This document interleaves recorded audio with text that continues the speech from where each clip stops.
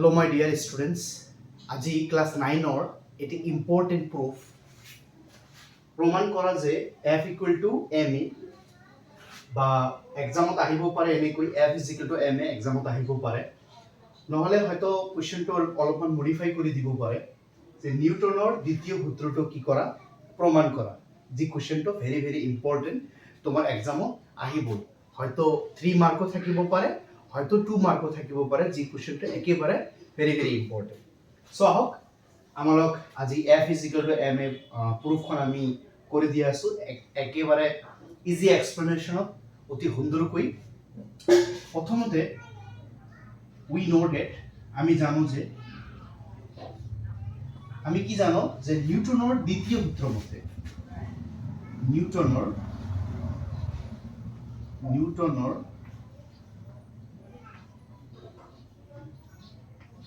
দ্বিতীয় সূত্ৰ মতে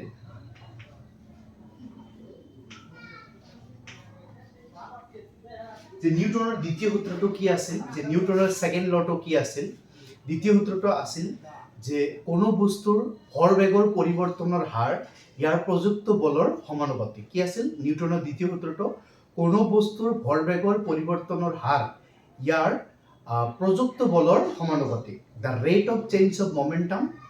is directly proportional to কি reactant force যেটো আছিল নিউটনৰ কি দ্বিতীয় সূত্ৰ আর এই দ্বিতীয় সূত্র মতে আমি কি পাও যে f directly proportional p2 minus p1 হয়তো সকলে সুধিব পাৰে যে স্যাৰ p2 কি p হৈছে আমি ইয়াৰ সাইডতে লিখি দিয়া আছো ঠিক আছে p হৈছে ভৰবেগ ঠিক আছে আৰু p ফৰ্মুলা আছে যে p কি হয় mv বা কেতিয়াবা p = mv হ'ব বা কেতিয়াবা কি হ'ব p = কি হ'ব mu তো ঠিক আছে তেনেহলে ইয়াত f হল বল ফোর্স আৰু p হল কি তোমালোকৰ ভৰবেগ মোমেন্টাম আৰু p ফৰ্মুলা আছে যেতি ইনিশিয়াল ভেলোসিটি হ'ব যে প্ৰাৰম্ভিক বেগ হ'ব তাৰ ফৰ্মুলা হ'ব p = mu আৰু যেতিয়া ফাইনাল ভেলোসিটি হ'ব ফাইনাল ভেলোসিটি মানে অন্তিম বেগ যেতিয়া হ'ব তেতিয়া হ'ব p = কি হ'ব mv ঠিক আছে পুট কৰি ভ্যালুটো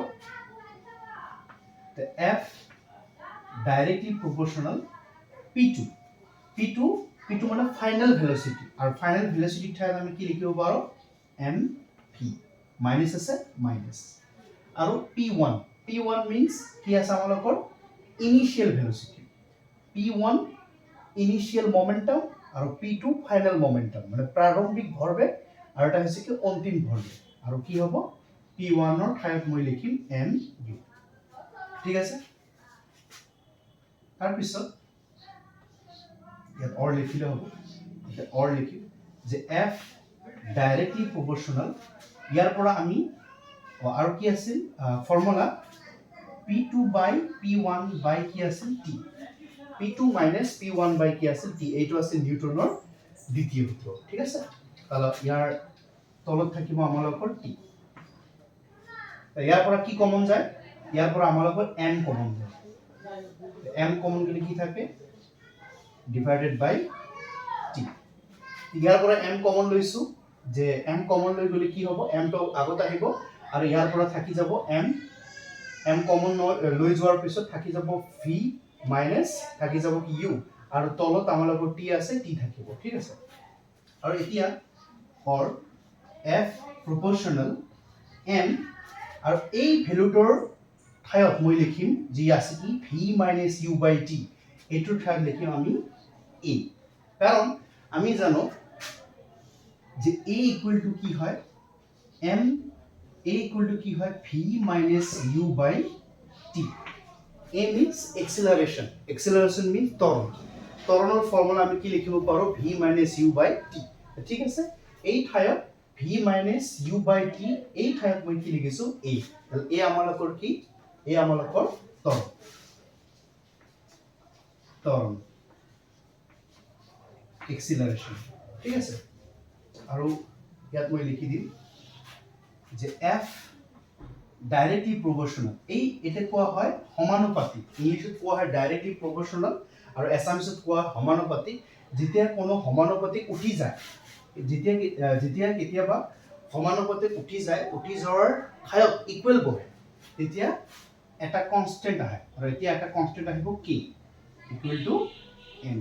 কি হ'ল এই সমানুপাতিকৰ ঠাইত এটা কনষ্টেণ্ট আহিল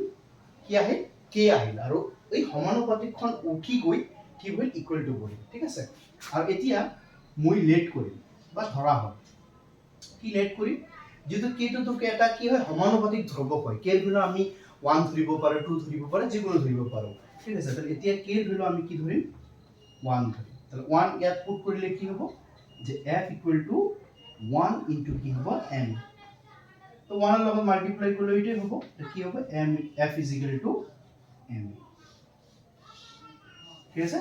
f equal to কি হ'ব m আৰু আমালোকৰ এটো প্ৰুফ কৰিবলৈ কৈছিল যে f is equal to কি আছে m তাহলে হৈ গ'ল প্ৰুফ